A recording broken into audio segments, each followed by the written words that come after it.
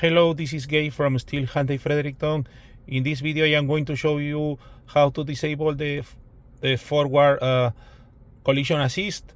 That is a feature that have some Hyundai vehicles. Specifically, I am in a 2026 Hyundai Tucson Ultimate Hybrid, and I am going to show you how to regulate or disable that feature, because for some customers it's annoying.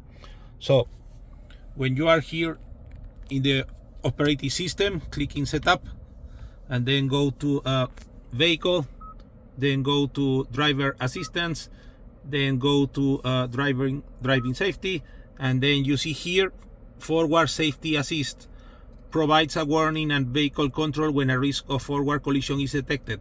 For some people that is annoying when approached too much to a car.